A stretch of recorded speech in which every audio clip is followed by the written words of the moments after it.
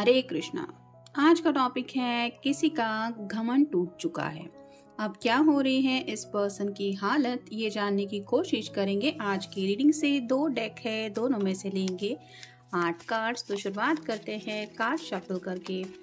General collective reading है, इसलिए आपको अपनी सिचुएशन के साथ अगर कुछ कार्ड्स रेजोनेट हो रहे हैं, ऐसा लग रहा है, तो डेफिनेटली ये रीडिंग आप ही के लिए है।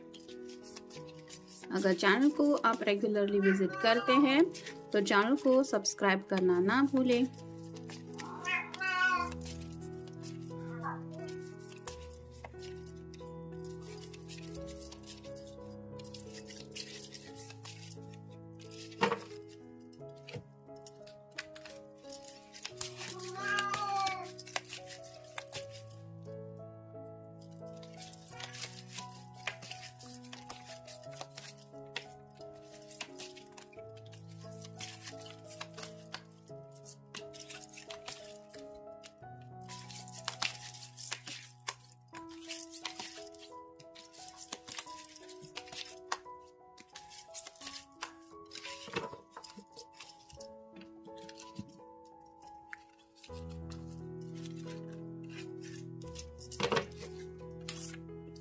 पहला जो कार्ड है वो है 7 ऑफ कप्स का। वाटर साइन, कैंसर, स्कॉर्पियो या फिर पाइसेस।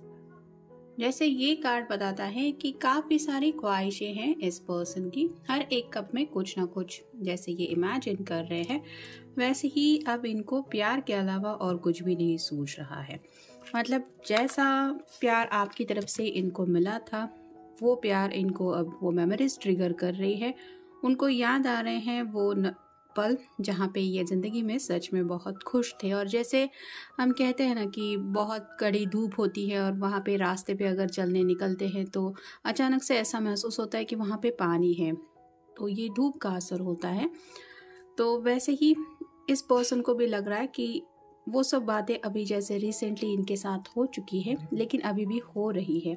तो उन्हीं ख्यालों में जब ये खो जाते हैं और असलियत समझ में आती है कि वो तो बीत चुका है, अब ये अकेले हैं, तो काफ़ी ज़्यादा इनको लोनलीनेस महसूस हो रहा है और उस प्यार की स्पेसिफिकली कमी महसूस हो रही है जो प्यार इनकी ज़िंदगी में था, शायद आपकी वजह से। नेक्स्ट है 5 of wands, fire sign, Aries, Leo या फिर सैजिटेरियस। जैसा कि हमारा टॉपिक है किसी का घमंड टूट चुका है, तो ये जो पर्सन है वो थोड़ा सा अपने फ्रेंड सर्कल में ज़्यादा मिलने जुलने वाले पर्सन है। मतलब हो सकता है अपने दोस्तों के कहने के मुताबिक इन्होंने कुछ फैसले किए हैं, या फिर इनको ऐसा लग रहा था कि ये इतना ज़्यादा अट्रैक्टिव है कि इनको तो ज़िंदगी में कोई भी मिल सकता है। कुछ शायद ऐसे ख्यालात इनके दिलो दिमाग में थे जिसकी वजह से शायद इन्होंने उस प्यार को इम्पोर्टेंस नहीं दिए और नज़रअंदाज किया उस यूनिवर्स के दिए हुए तोहफे को, क्योंकि शायद दोस्तों ने भी कहा था कि तुझे कोई और मिल जाएगा या फिर इतना रिलेशनशिप को सीरियसली मत ले। तो ऐसी सब बातें अगर ये सोचते थे तो वही सब बातें अब जब दिमाग से निकल गई है तो समझ में आ रहा है कि ये सच में दोस्त जो है वो कितने काम के हैं। फिर है 7 ऑफ वांड्स, 2 बार 7 आया है, जो बताता है कि एंजल्स जानबूझ के इस पर्सन को कुछ एहसास दिलाने की कोशिश कर रहे हैं। 7 नंबर एंजल से कनेक्टेड होता है। तो यहाँ पे भी आप देख सकते हैं इसका चेहरा हम नहीं देख पा रहे, ये कब की तरफ देख रहा है, ये सभी कब ओवरफ्लो हो रहे हैं, यानी कि उनको पता है कि आपकी तरफ से जो प्यार था वो उनके लिए अनकंडीशनल था, टर्म्स एंड बेसिस के किसी भी ऊपर ये रिलेटेड नहीं था। आपने उनसे हमेशा सच्चा प्यार किया है और यहाँ पे 7 ऑफ वांड्स में ये पर्सन अब बाउंड्रीज से निकलने की कोशिश कर रहा है। मतलब जब भी शायद आपने इनसे कमिटमेंट मांगा था या फिर ज़िंदगी में आगे बढ़ने को पूछा था, तो शायद इन्होंने यही कहा था कि नहीं, मैं अभी तुम्हारे साथ आगे नहीं बढ़ सकता, ये है वो है। जैसे यहाँ पे 3 वुल्फ दिखाई दे रहे हैं, फिर भी यह आगे बढ़ने को तैयार है। वैसे पास में हो सकता है इनके सामने इतने कुछ खतरे नहीं थे, लेकिन फिर भी खतरे इन द सेंस कि फैमिली को भी पता नहीं इस पर्सन ने बताया भी था या नहीं, लेकिन ये हम आपको हमेशा ज़रूर बताते आ रहे होंगे कि नहीं, मैं तुम्हारे साथ नहीं आगे बढ़ सकता, ये प्रॉब्लम है, वो दिक्कतें हैं। और अब असलियत में ये सब मुसीबतें, उनकी जो कही बातें थी वो हकीकत बन के सामने आ गई है। तो उन्हें एहसास हो रहा है कि ज़िंदगी में आगे बढ़ना इस पल उनके लिए कितना मुश्किल है, जबकि वो दिल से चाहते हैं आगे बढ़ना। नेक्स्ट है द हैंगमैन। यहाँ पे जैसे हैंगमैन की एनर्जी है, ये काफ़ी ज़्यादा बंधा हुआ है ऊपर से एक बड़ी सी मछली भी इसके इर्द गिर्द घूम रही है, जिसकी वजह से शायद ये पर्सन और ज़्यादा डरा हुआ है। वैसे ही उनको लग रहा है कि ज़िंदगी में एक ऐसी जगह पे वो फंस गए हैं जहाँ पे शायद उनको किसी की भी हेल्प नहीं मिल सकती, क्योंकि ऑलरेडी फ्रेंड्स तो उन्होंने देख ही लिए कि किसी काम के नहीं है। और आप जो अनकंडीशनल प्यार करने वाले इंसान उनके ज़िंदगी में थे, उनको भी इन्होंने अपने आप से दूर कर लिया है अपनी स्टुपिडिटी की वजह से। तो अब कौन है जो इनको ऐसी हालात से छुड़ाएगा, ये उनको समझ में नहीं आ रहा। फिर है व्हील ऑफ फॉर्चून। ये कार्ड रिवर्स आया है, तो इसका मतलब है कि उनको लग रहा है कि कर्मा उनके साथ डील हो रहा है, जो उन्होंने किया उसका फल उनको मिल रहा है। जैसे यहाँ पे ये कलरफुल एनर्जी में है और उसी दूसरी साइड में ये जो पर्सन है वो बिल्कुल सैड है। इसके पास जो पेड़ है वो भी बिना पत्तों का है। मतलब टोटल यहाँ पे आप कह सकते हैं काफ़ी ज़्यादा ग्रे एनर्जी है जो रिप्रेजेंट करती है सैडनेस को। और उल्टा यहाँ पे काफ़ी ज़्यादा कलर है, ग्रीन कलर भी काफ़ी ज़्यादा बैकग्राउंड में है जो बताते हैं हैप्पीनेस को। तो इनको ये लग रहा है कि इनके कर्मों की सज़ा कहीं ना कहीं ऊपर वाला इनको दे रहा है, जिसकी वजह से ये ना तो किसी से कंप्लेन कर सकते हैं, ना ही अब उनको लगता है यूनिवर्स से भी ये हेल्प मांग सकते हैं। मतलब आप कह सकते हैं कि स्पिरिचुअल अवेकनिंग हो रही है अगर इन्होंने अपनी धुन में जीते जीते कुछ ऐसे हरकतें की हैं जिनको नज़रअंदाज करना अब इनको हर्जाना उनका देना ही पड़ेगा। फिर है king of swords, air sign, Gemini, Libra या फिर एक्वेरियस।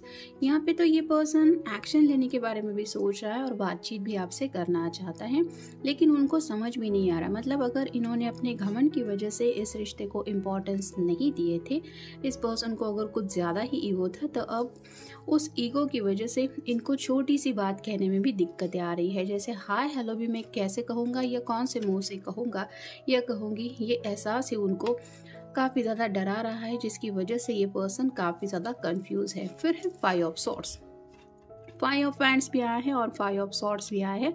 तो 2 बार 5 आया है, आप गूगल सर्च करके भी देख सकते हैं एंजल आपको इस नंबर से भी क्या बता रहे हैं। 7 नंबर भी डबल आया है और 5 नंबर भी डबल आया है। तो यहाँ पे तो आप देख सकते हैं ये दोनों आपस में लड़ चुके हैं। ये भी पर्सन उदास है, ये भी उदास है, और इसको समझ में नहीं आ रहा कि अब इस लड़ाई का इनको यूज़ क्या। मतलब जब सब ख़त्म हो गया तब रियलाइज़ हो रहा है कि मैंने ये सब क्या कर दिया, या फिर ये सब नहीं होना चाहिए था। तो ऐसे ही ये पर्सन काफ़ी ज़्यादा पछतावे में जी रहे हैं। जो भी उन्होंने अब तक किया है अपनी बेवकूफ़ी की वजह से, नादानियों की वजह से, या फिर अपनी ईगो की वजह से, उसकी वजह से उनको काफ़ी ज़्यादा पछतावा हो रहा है। और फाइनल कार्ड है 4 of wands, fire sign, Aries, Leo या फिर सैजिटेरियस। ये कार्ड शादी का माना जाता है।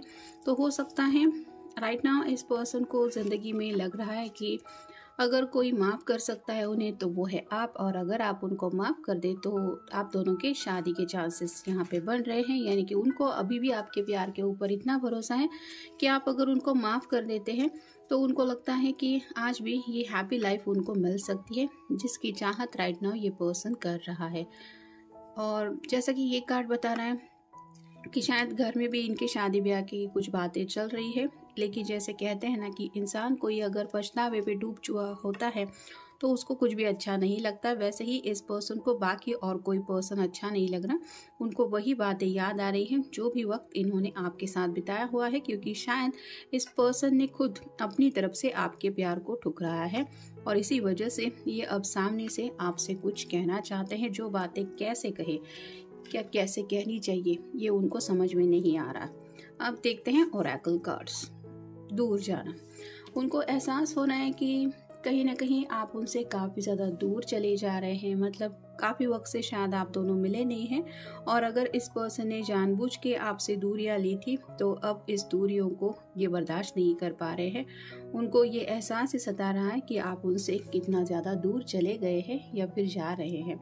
नेक्स्ट है स्वास्थ्य लाभ। किसी किसी की तबीयत में कुछ थोड़ी सी आप कह सकते हैं कुछ ठीक नहीं चल रही। मतलब अगर दिल दिमाग इंसान का ठीक से काम नहीं कर रहा हो, काफ़ी ज़्यादा बेचैनी का आलम हो, तो उसका असर तो हेल्थ के ऊपर पड़ता ही है। और वैसे ही कुछ हेल्थ इश्यूज इस पर्सन के चल रहे हैं, जिसके जिम्मेदार ये खुद है। फिर है निंदापूर्वक, सार्केस्टिक।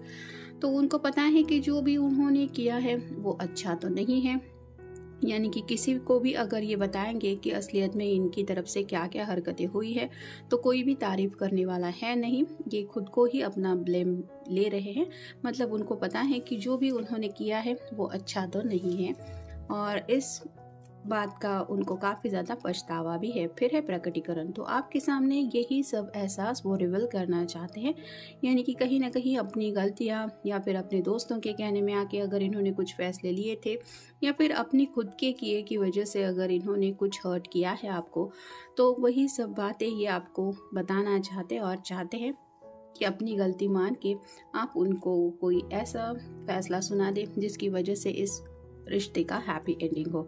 नेक्स्ट है अच्छा। तो उनको ऐसा लगता है कि उनकी ज़िंदगी में जैसे कुछ भी अच्छा नहीं हो रहा जब से आपसे दूरियां मिली हैं और इसी अच्छाई की तलाश में ये पर्सन आपको याद कर रहे हैं। फिर है क्लेवर।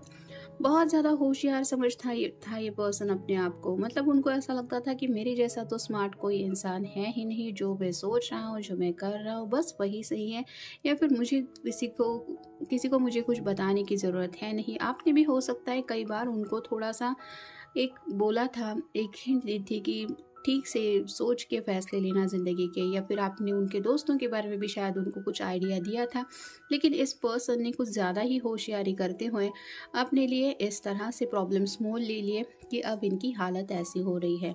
नेक्स्ट है प्रॉब्लम्स। तो काफ़ी ज़्यादा समस्याओं का सामना ये रिसेंटली कर रहे हैं और आप कह सकते हैं फाइनेंशियल प्रॉब्लम इनको कुछ नहीं है, ना ही कुछ फैमिली मैटर है, लेकिन इमोशनल प्रॉब्लम्स बहुत ज़्यादा है।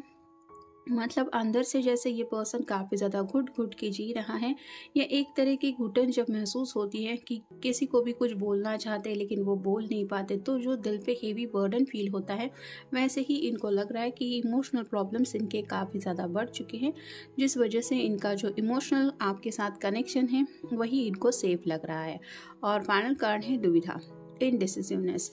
तो राइट नाउ तो ये पर्सन काफ़ी ज़्यादा दुविधा में है। जैसे किंग ऑफ सॉर्ड्स का भी कार्ड हमने देखा, बात भी करना चाहते और आपकी तरफ एक्शन भी लेना चाहते, लेकिन दुविधा ये है कि ये करे कैसे। मतलब खुद अपनी तरफ से इस पर्सन ने सब बात का इस तरह से रायता फैलाया है और अब ये अपनी गलती मानने को भी तैयार है, फिर भी इनको समझ में नहीं आ रहा कि कहूँगा क्या या कहूँगी क्या, कैसे सब कुछ होगा। मतलब आपकी तरफ से सब सॉर्ट आउट हो जाएगा ये उनको अभी भी फील हो रहा है, क्योंकि 4 ऑफ वांड्स के बिल्कुल ऊपर ये कार्ड आया है। लेकिन बस बात है कि आप तक रीच आउट होने की, कि कैसे ये आप तक पहुँचेंगे और कैसे आपको ये सब बातें बताएंगे और इस दुविधा से निकलेंगे। तो काफ़ी ज़्यादा इमोशनली आप कह सकते हैं ये पर्सन डिस्टर्ब है, फ्रस्ट्रेटेड है, एंग्जाइटी इश्यूज भी हो रहे हैं, जिस वजह से उनको कहीं ना कहीं अपने कर्मों का एहसास हो रहा है। तो ये था आज का रीडिंग। मिलेंगे नेक्स्ट रीडिंग में।